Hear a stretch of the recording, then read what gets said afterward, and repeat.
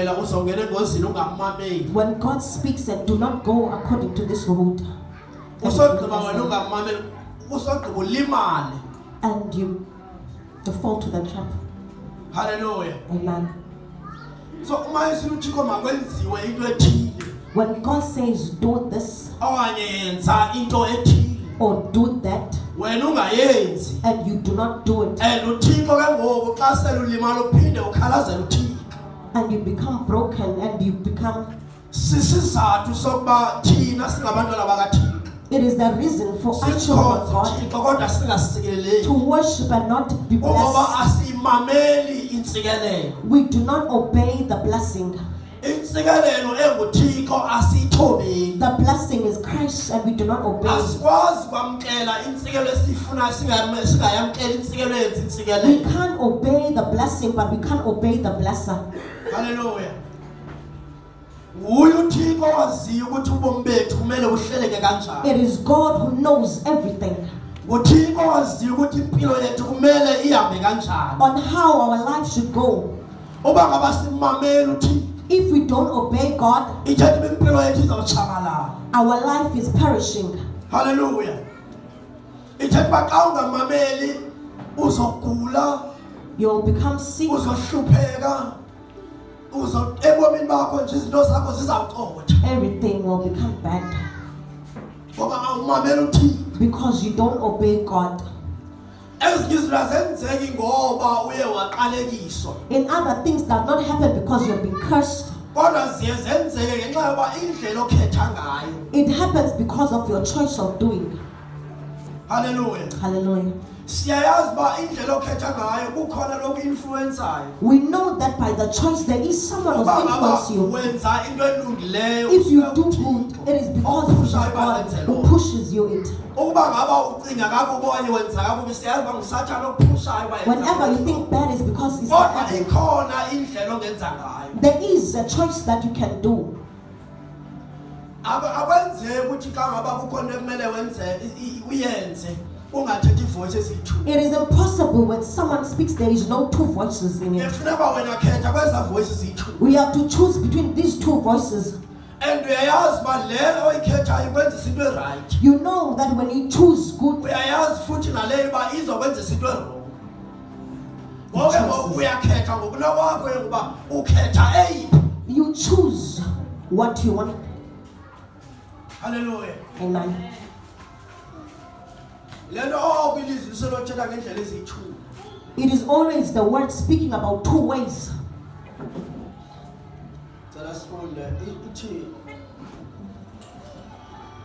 usani ukuzenza lukhuni inhliziyo zenu njengasencaphukiselweni ngomhla wolingo enhlalo. Ithi le yakho mfundo njengesiphithiphithi esenzeka enhlalo sidubedube ya njengesidubedube esenzeka enhlalo.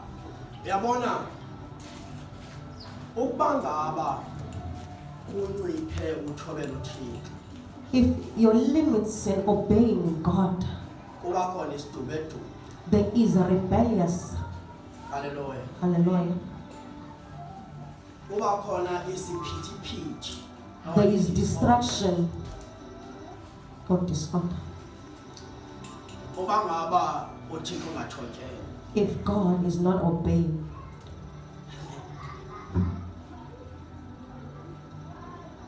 Nokuxoxa kwamatyala kuba kuninzi. meetings when God does not be obeyed, Umangalela lowa there is distraction. ubani undikhubekisile ubani undithethele. There is a lot of distraction. Konke lo lenziwa ungathotyelwa uNgathixo. It is because we don't obey God. And thina abantu abashumayelayo. Us who are allowed to attend meetings, Hallelujah. Singabantu qha bokuxela indlela ekufanele kuhanjwe ngayo. we are people who speaks the way or direction of God. Asivumelekanga ukuxoxa amatyala. We are not allowed to speak meetings of distraction or disorder. Bubulumko ke obuya bukaThixo. It is the wisdom of God. Hallelujah. Hallelujah. Ilando ithi iBhayibheli incwadi yasenzo. The Bible says is bake bahlala phansi. brethren Bathi came together. mabe committee yasebandleni bahlalela izinto They zebandla need- banikele emahlwempini. They must become believers and give it to the poor. Bathi uPetros ngeke They said, Peter, sibe no, ikomiti will never be ejongene committees nabantu abahlolokazi ebandleni okanye nabantu abahluphekayo ebandleni. or widows or poor people in the Thina church. kufanele sifocus ekuhambiseni indaba ezilungileyo. Our focus is to Then preach ibandla the libe good news nekomiti and then become leadership or committee to look at things, zebandla. the church, Uthixo uyenzela ntoni laa nto? why God does this.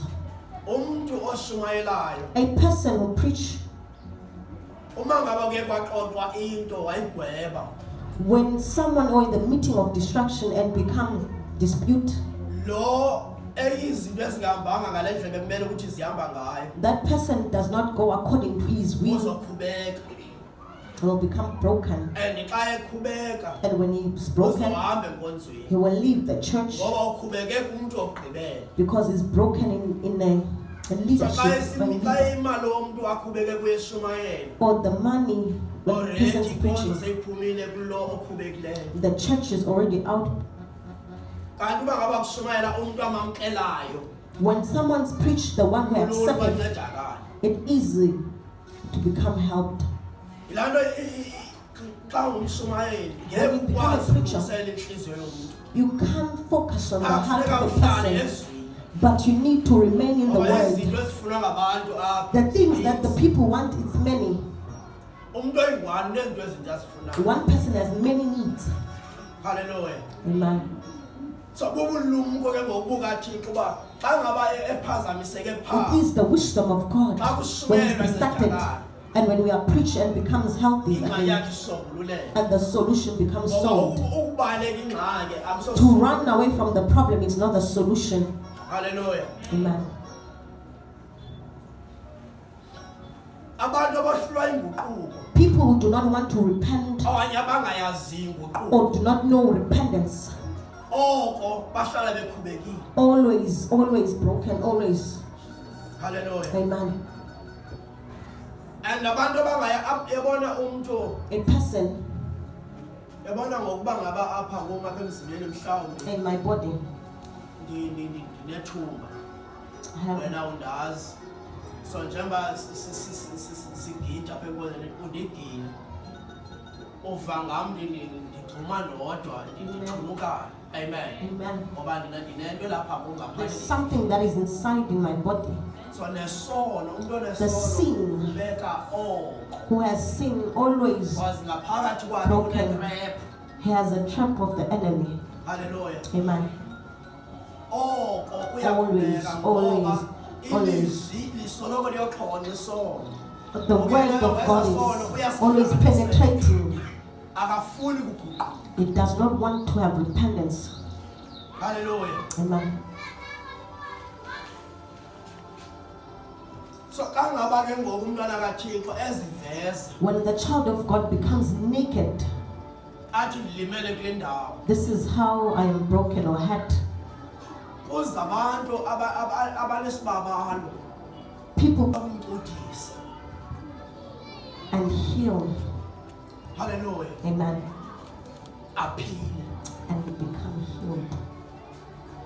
Ayinguye wonke umuntu onikezwe isibabalo sokwenza lo msebenzi. It's not everyone who has a gift to heal.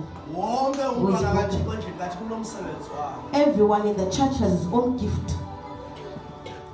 Abantu bacinga uba xa ngaba People, uyi-asha ungena umuntu when you are ophansi usher, you are the least in the church.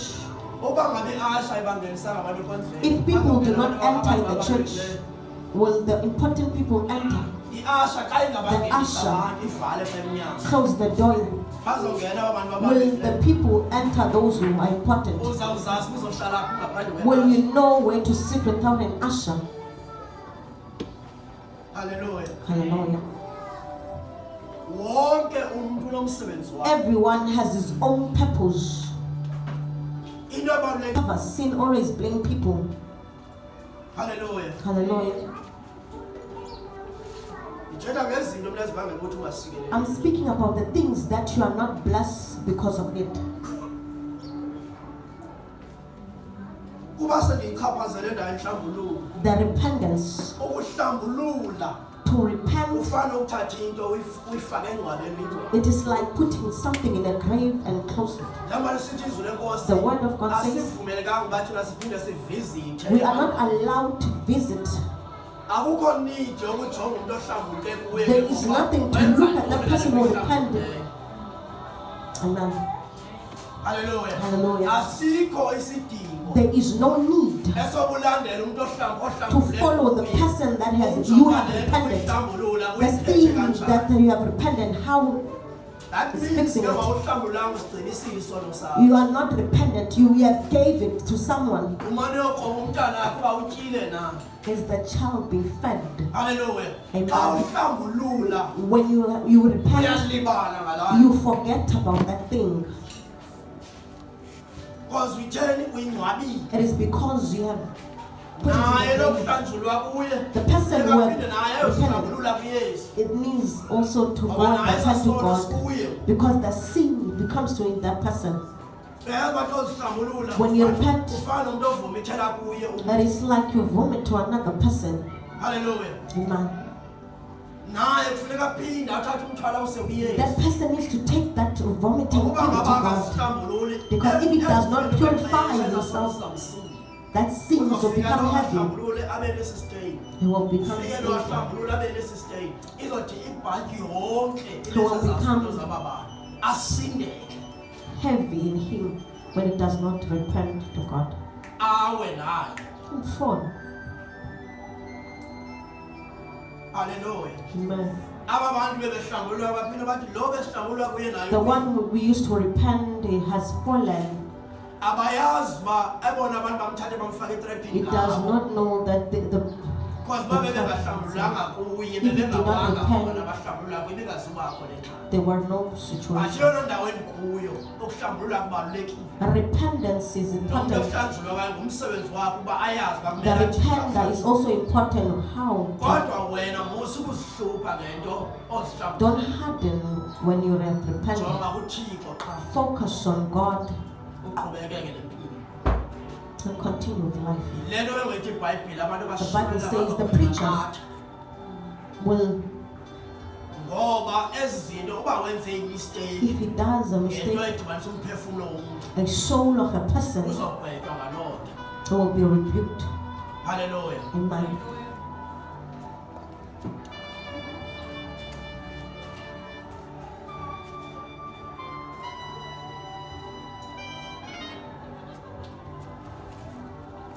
Into eyenzeke entlango siyayazi.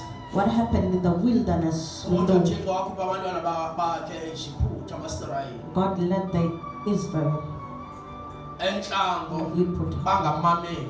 and they did not obey God. Kulapho kwenzeka khona isidubeko. It's where rebellious happened. Hallelujah. Hallelujah. Verse 9.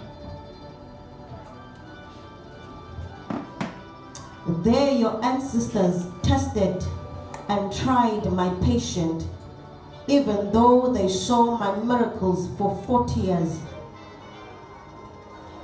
Apho bandivavanya elilinda oluhlobo yaba ngamashumi amane eminyaka beyibona imisebenzi yabo.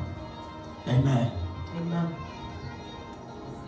Yabona ukungamameli uThixo When you don't obey God, kuzisa into ebuhlungu ezimpilweni zethu it brings pain in our lives, nasezifemelini zethu. in our families. iBhayibheli mayicacisa The Bible, when it's explaining it, ethi ukusuka eYiphutha from Egypt ukuya eKanani to Canaan, ibeba yi4 days. it used to be 4 days. Kodwa ngenxa yenhliziyo inhliziyo yabantwana bakaThixo uSirayeli, But because of the heart of Israel, uThixo wathi ngobebona inhliziyo zabo God saw their heart. wangabambisi ngeyona ndlela eqhela ukwanjwa ngayo. He did not go to the direction that he used to go to. Esithi uThixo woyikuba uzothi xa bebona abantu When abanye they- bebona impi When they see war bajike bathi uThixo bathengisile. and turn back and say, God has Bahambisa given us. ngendlela engazibana ntshaba. It took them in a long journey where there is no enemy. Hallelujah.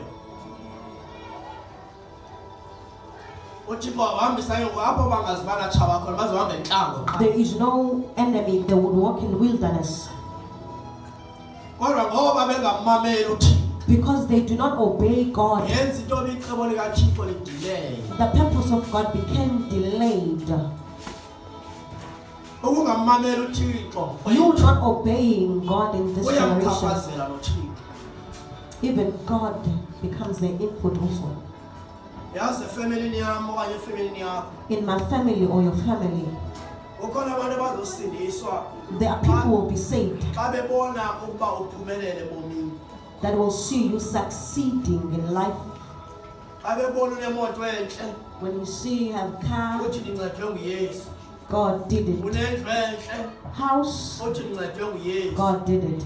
abantwana bakho bayaphumelela Your esikolweni children become uthi ndincedwe successful. nguyesu That is God. abo bantu ke ngoba endapha besindiswa ngenxa yemisebenzi abayibonayo Those people become saved because of the things that they see with their eyes. ungamthobeli uthixo But when you don't obey God, ezi zinto sendizibhayile the singenzeki things that have counted may not happen in your ithetha life. kukhona abantu abangazusindiswa It is because there are those who are not being saved in your family. abasindiswa ngenxa yezinto ezibonakalayo They are being saved by the things that see their eyes. ngolo hlobo In that way, umsebenzi kathixo uyadileya the work of God becomes delayed, haleluya and kukhona abantu abazawufa and people will become dead baye esogweni and go to hell ngenxa yakho ubungamamelanga uthixo because you have not obeyed God. haleluya Hallelujah. and xa ungumntu oshumayelayo When you are a preacher, qinisa kakhulu kwecala abantu abashumayelayo kodwa into nee-challenges ezinintsi ebanjeni it has many challenges. xa ungumntu oshumayelayo yazi When you are a preacher, yamkele into yoba ungumntu ogxekwayo ebandleni accept that you are always criticized. yamkele futhi uba oku itopiki yosuku Accept that you become a topic. ngoba izinto ozithethayo Things awuthethi that you izinto speak, abazifunayo it uthetha is into not what you abazidingayo speak to them, it's what they need.